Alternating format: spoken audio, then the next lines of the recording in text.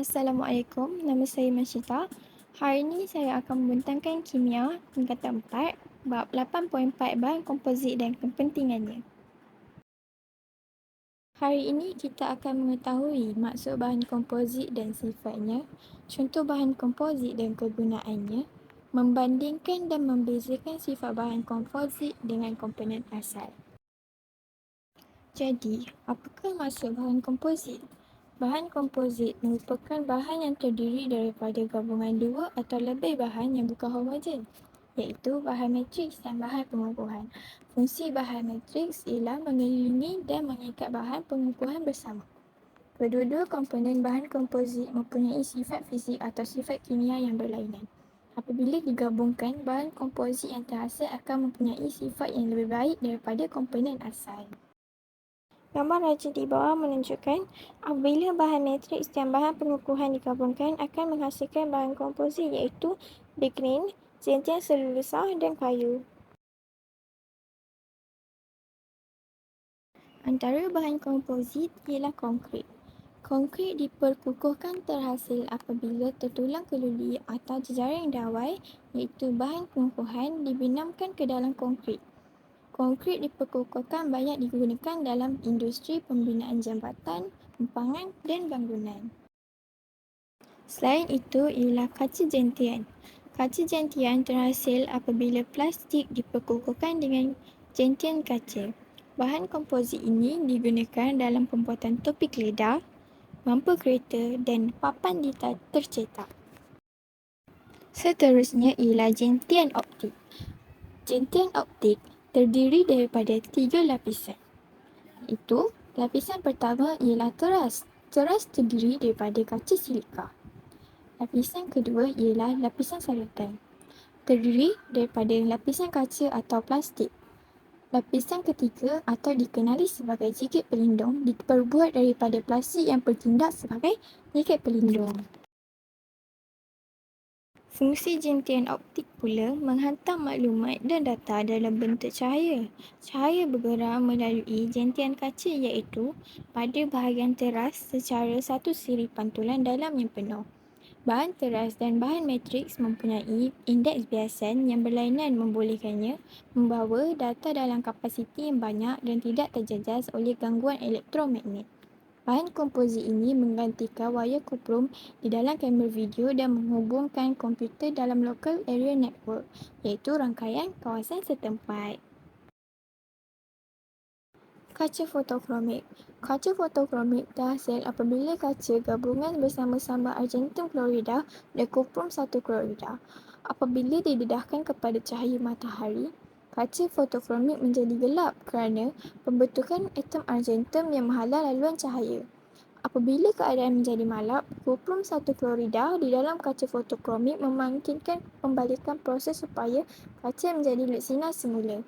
Kaca fotokromik melindungi pengguna daripada sinaran UV dan sesuai digunakan untuk membuat tingkap kereta, tingkap bangunan dan kaunter kamera. Superkonduktor. Superkonduktor seperti seramik, yttrium, barium, kuprum oksida merupakan bahan komposit yang memiliki sifat superkonduktiviti selain alloy. Digunakan untuk membuat elektromagnet, iaitu magnet superkonduktor atau supermagnet. Magnet superkonduktor ringan dan mempunyai daya magnet yang sangat kuat. Digunakan dalam pemecut zarah dan terlibat di dalam peralatan mesin resonans magnet nukleus serta mesin pengimejan resonans magnet. Perbandingan sifat konkrit diperkukuhkan dengan bahan asal. Konkrit dapat menampung daya mampatan yang tinggi tetapi akan pecah jika dikenakan daya regangan yang tinggi. Gabungan konkrit yang tertulang, keluli atau jejaring dawai akan meningkatkan kebolehan konkrit untuk menahan daya regangan. Sifat konkrit ialah kekuatan mampatan tinggi, kekuatan regangan rendah, tahan kapisan. Sifat tertulang keluli atau jejaring dawai, kekuatan regangan tinggi, mudah karat. Apabila kedua sifat itu digabungkan akan menghasilkan kekuatan mampatan tinggi, kekuatan regangan rendah, tahan kapisan. Perbandingan sifat kaca gentian dengan bahan asal. Matriks plastik yang terdiri daripada plastik bersifat lemah, lembut dan mudah terbakar. Sifat plastik diperkukuhkan dengan penambahan jenten kaca. Sifat plastik ialah kekonduksian haba dan elektrik rendah, kekuatan regangan rendah, tahan kakisan dan tahan lasak. Manakala sifat jentian kaca, kekuatan regangan tinggi, kekonduksian haba dan elektrik rendah. Apabila kedua sifat ini digabungkan, akan menghasilkan penebat haba dan elektrik, kekuatan regangan tinggi, tahan kakisan dan tahan lasak.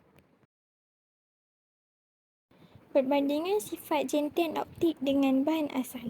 Jentian optik mempunyai kekuatan mampatan yang tinggi walaupun bahan asal, iaitu jentian kaca bersifat rapuh.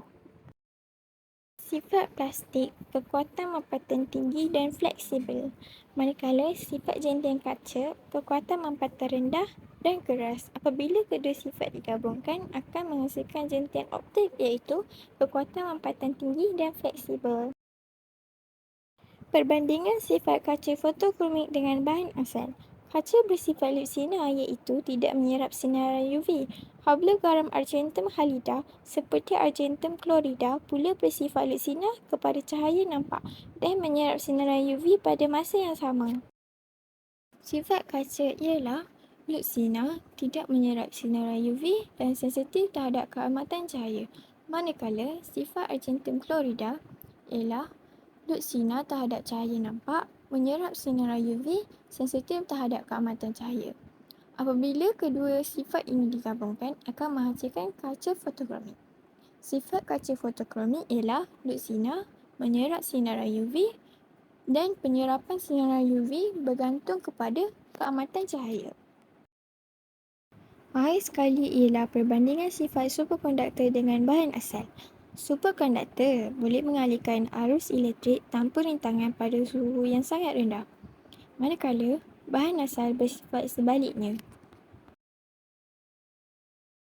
Yttrium 3 karbonat, kubrum 2 karbonat, barium karbonat dan oksigen mempunyai sifat yang sama iaitu rintangan elektrik yang tinggi pada suhu bilik.